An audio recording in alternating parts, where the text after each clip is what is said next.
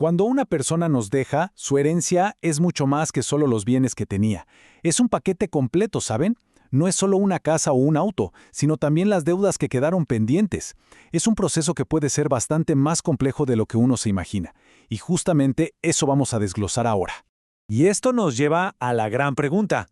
¿Cómo hace la ley para equilibrar el derecho a heredar con la obligación de pagar las deudas del fallecido?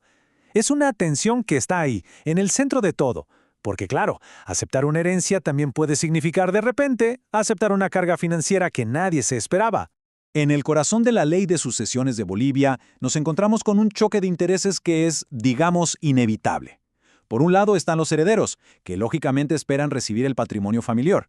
Y por el otro están los acreedores, o sea, las personas o empresas a las que el difunto les debía dinero y que por supuesto quieren cobrar lo que es suyo.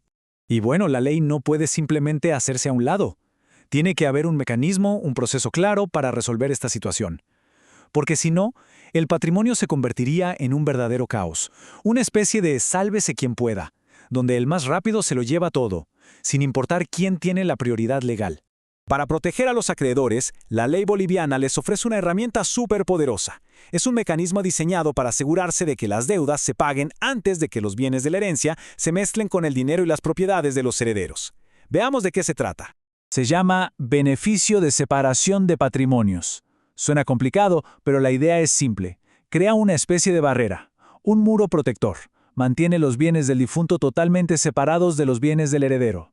Y esto es clave, porque garantiza que los acreedores del fallecido tengan acceso preferente, los primeros en la fila, para cobrar sus deudas. La ley establece un orden de pago clarísimo. No todos los reclamos son iguales. A ver, primero, sí o sí, se les paga a los acreedores del difunto. Después, si queda algo, se les paga a los legatarios, que son aquellos que reciben un bien específico por testamento. Y solo al final, si todavía queda patrimonio, podrían llegar a cobrar los acreedores personales del heredero. Pero, ojo, los herederos no están de brazos cruzados. Para evitar esta separación de patrimonios, tienen dos opciones. O pagan directamente a los acreedores y legatarios, saldando las cuentas, o presentan una fianza que garantice que ese pago se va a realizar. Es una forma de decir, tranquilos todos, las deudas se van a cubrir. Ahora, esta protección para los acreedores no es para siempre. La ley impone un plazo súper estricto, lo que crea una verdadera carrera contra el reloj para quienes quieren hacer valer sus derechos sobre la herencia. El plazo es de solo 6 meses, así como lo oyen. Según el artículo 1056, los acreedores y legatarios tienen medio año desde que se abre la sucesión para pedir la separación de patrimonios. Si no actúan en ese tiempo, su derecho simplemente caduca, pierden esa protección especial para siempre. El procedimiento para reclamar depende del tipo de bien. No es lo mismo si hablamos de plata en el banco o de una casa. Para bienes muebles, como dinero u obras de arte, hay que iniciar una demanda y publicarla en la prensa. Pero para bienes inmuebles, el proceso es distinto. El crédito se inscribe directamente en el registro de la propiedad, funcionando casi como una hipoteca. Esto crea un aviso público de que esa propiedad tiene una deuda pendiente. Muy bien, una vez que se han cubierto esas deudas prioritarias, viene la siguiente pregunta. ¿Cómo se reparte la carga que queda entre los diferentes herederos? La ley, por suerte, tiene reglas muy claras para esto. La regla de oro aquí es la proporcionalidad. Cada heredero es responsable de las deudas en la misma proporción en que recibe los bienes. Es decir, si alguien hereda el 50% del patrimonio, es responsable del 50% de las deudas. Si hereda el 10%, pues paga el 10% de las deudas. Parece lo más justo y sencillo, ¿verdad?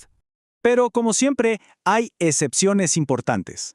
Por ejemplo, si un heredero recibe una casa con una hipoteca, el banco puede demandarlo por el monto total de esa hipoteca, no solo por su parte proporcional. Por otro lado, un legatario, que es quien recibe un bien específico, está más protegido. No tiene la obligación de pagar las deudas generales de la herencia. Ahora, ¿qué pasa si uno de los herederos es insolvente y no puede pagar su parte? Bueno, su deuda no desaparece mágicamente. Lo que ocurre es que se redistribuye entre los demás herederos que sí pueden pagar y se hace en proporción a sus cuotas. En este ejemplo, la deuda de 2.500 del heredero C se divide entre A y B, lo que obviamente aumenta la carga financiera para ellos. Ya vimos cómo se pagan las deudas, pero el proceso no termina ahí. La división de los bienes que quedan entre los herederos es la etapa final y también puede tener sus problemas. ¿Qué recursos existen si la repartición resulta ser injusta, fraudulenta o simplemente tiene errores? La ley entiende que los acuerdos entre personas pueden ser imperfectos. y por eso les ofrece a los herederos varias salidas, varias vías para impugnar una división que consideren que es ilegal o que perjudica sus derechos. Básicamente hay 3 caminos principales. La nulidad se da en errores muy graves, como intentar dividir algo que por ley no se puede dividir.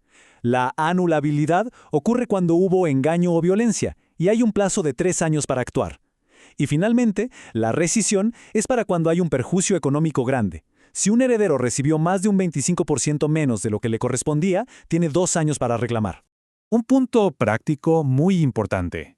Un simple olvido no invalida todo el acuerdo. Si se olvidaron de incluir, no sé, un auto en la repartición, no hay que empezar todo de cero. Simplemente se hace una división suplementaria para repartir ese bien que faltaba. Una solución bastante eficiente, la verdad. Y aquí la ley ofrece otra solución súper práctica para el caso de la rescisión. Si un heredero recibió de más y otro lo demanda, puede evitar que se haga una nueva división completa. ¿Cómo? Simple, le paga en efectivo la diferencia al heredero perjudicado. Esto ahorra un montón de tiempo y permite que el proceso termine mucho más rápido.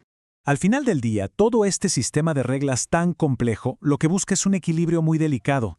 Ser justo con los acreedores que tienen derecho a cobrar y a la vez proteger a los herederos. Nos ofrece un camino para resolver conflictos, pero la gran pregunta siempre queda en el aire. ¿Qué tan bien funciona este equilibrio en la vida real? ¿En la práctica?